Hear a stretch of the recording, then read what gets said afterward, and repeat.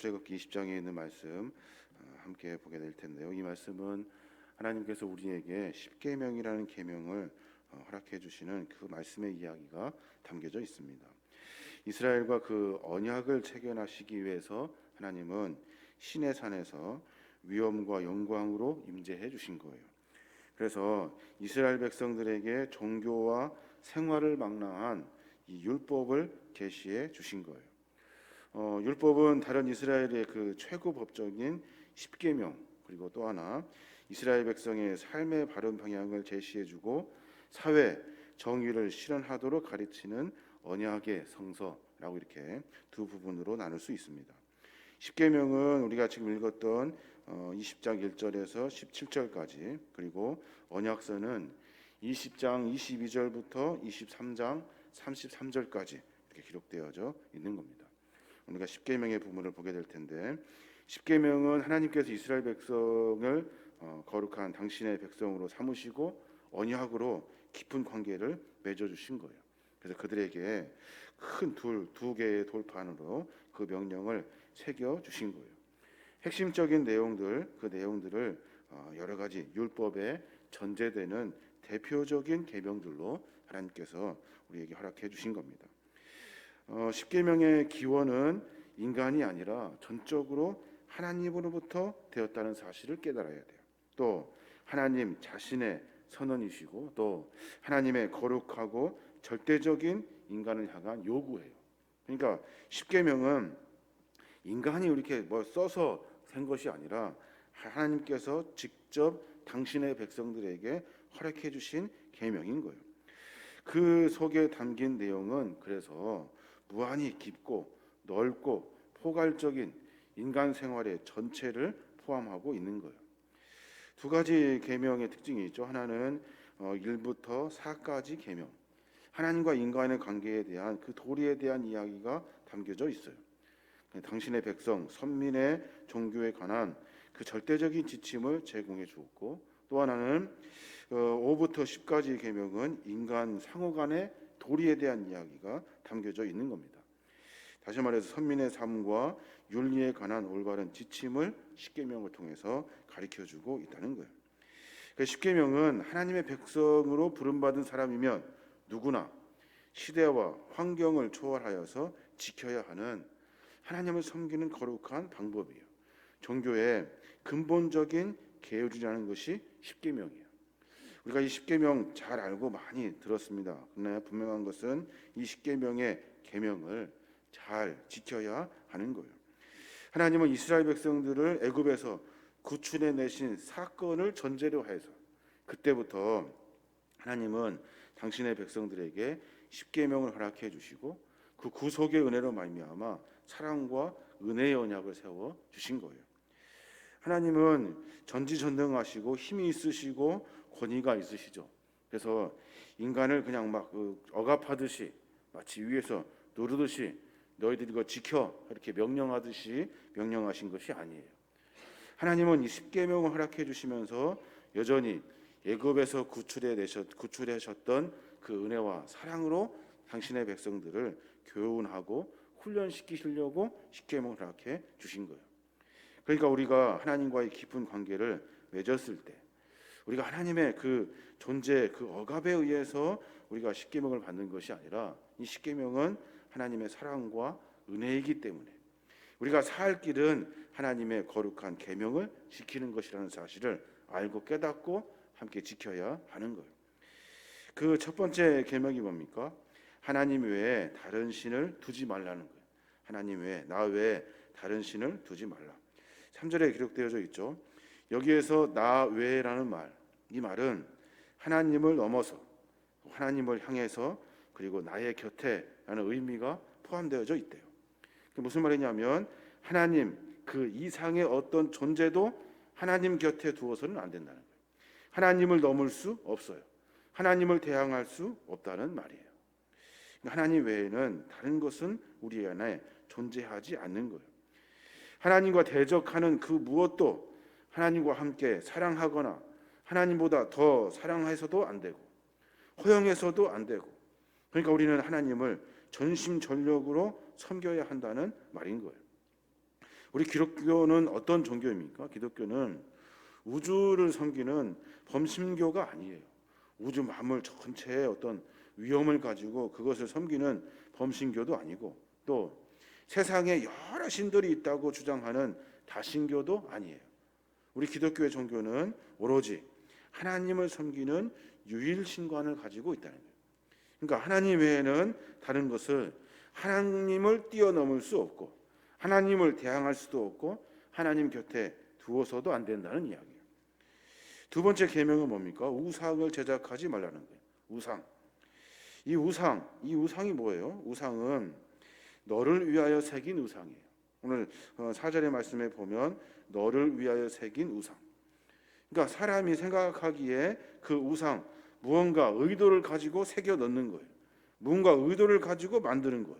나무나 돌이나 이런 것들을 사용해서 재료를 가지고 생명이 없는 형상을 가지고 그것을 마치 하나님인 것처럼 섬기는 거예요. 누구를 위해서 만들었어요? 자기 자신을 위해서 만든 거예요. 그러니까 내가 나를 위해서 만들어진 것, 나를 위해서 하나님보다 더 중요하다 생각하는 것들, 이런 것들이 하나님 보시기엔 우상이 되는 거예요. 하나님은 그런 거 만들지 말라고 말씀하고 계시는 거예요. 하나님은 어떤 분이십니까? 하나님은 5절에 보니까 질투하는 하나님이에요. 그러니까 하나님 외에 다른 것을 좋아하거나 하나님 외에 다른 것을 섬긴다거나 하나님 외에 다른 것을 만들어 그것을 어떻게 경배하듯이 한다면 하나님은 그것을 보시고 질투하신다 말씀하고 계세요. 질투가 뭐예요? 질투가 그냥 감정적인 이런 격양된 차원의 그 단어인가요? 질투는 그런 의미가 아니에요. 질투는 당신의 백성들을 너무나 사랑하기 때문에 그 사랑이 빼앗길까 봐 염려하는 거예요. 우리를 너무나 사랑하신다고. 그래서 우리가 다른 것을 섬기며 살아가는 것에 대해서 하나님께서 질투를 느끼는 거예요. 마치 부인이 남편이 부인을 사랑하듯이, 다른 것을 하면 질투하듯이 그런 마음을 하나님이 똑같이 갖고 계신다는 거예요. 그럼 우리 어떻게 해야 됩니까? 다른 것 쫓아다니는 것이 아니라 하나님을 섬겨야 돼요. 또 3계명은 뭐예요? 여호와 이름을 망령되이 일컫지 말라는 말이에요. 여호와 이름을 망령되게 일컫지 말래요. 이름이라는 그 존재, 이름이라는 것은 사람의 그 품성과 인격과 업적을 그 안에 포함되어 있어요. 그래서 이름이라는 것은 전인적인 호칭을 의미하고 있어요. 그러니까 여호와라는 이름, 그 이름 자체에 하나님의 권위가 들어있고 품성이 들어있고 인격이 들어있어요. 그분이 하신 일들이 그 안에 들어있다고. 근데 그 이름을 아무데나 갖다 붙여요. 아무데나 갖다 붙여서 하나님의 그 존재 자체를 격화시키는 그런 일들을 하지 말라라고 말씀하고 계신 거예요. 하나님의 이름을 언제 부를 수 있습니까? 구약의 대제사장들이 1년에 딱 한 번씩 기성소에 들어갑니다. 그때 속죄 제물을 가지고 여호와께 제물을 드린 다음에 여호와 하나님을 불렀다는 거예요. 그때 외에는 부르지 못했다는 거예요. 근데 하나님의 이름을 막 함부로 불러요.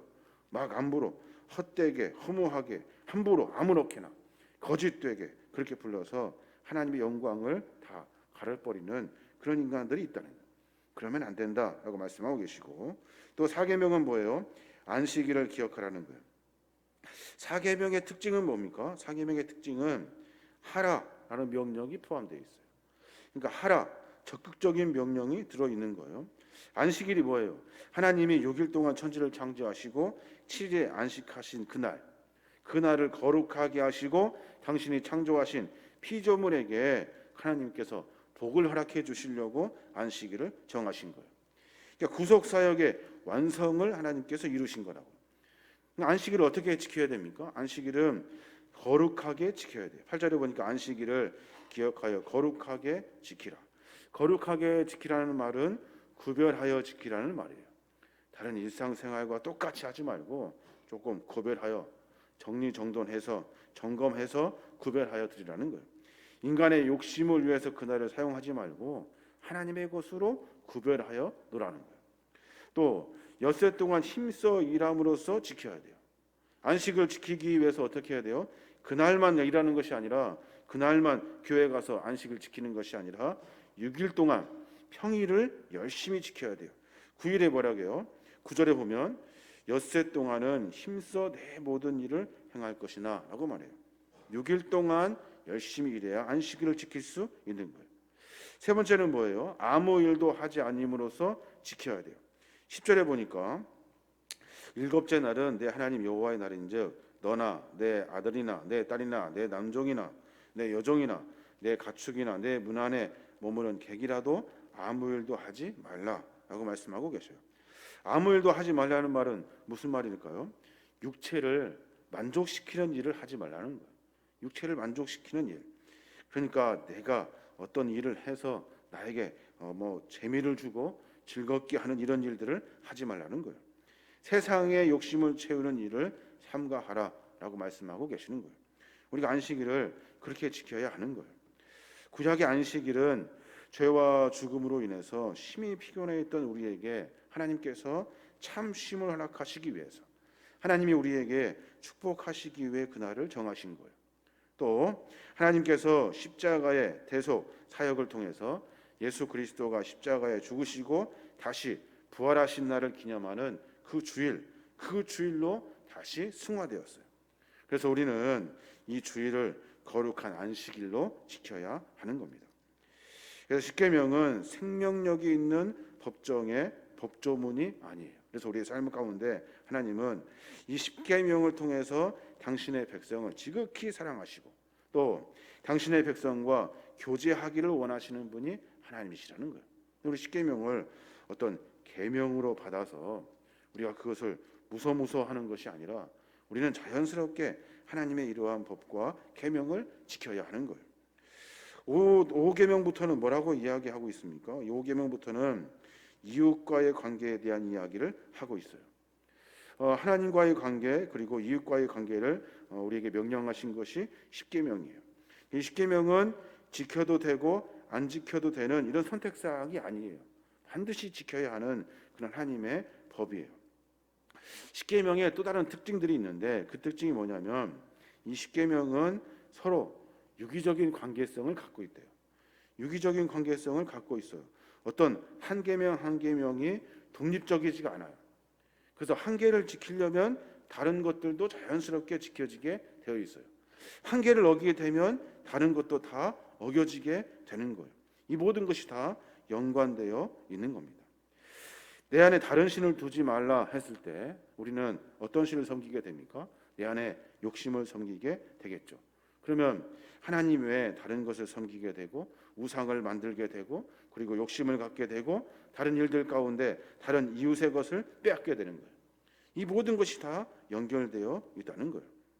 그래서 하나님은 이 십계명을 통해서 동시적으로 같이 함께 연결되어 있는 관계 속에서 우리에게 이 계명을 허락해 주신 거예요.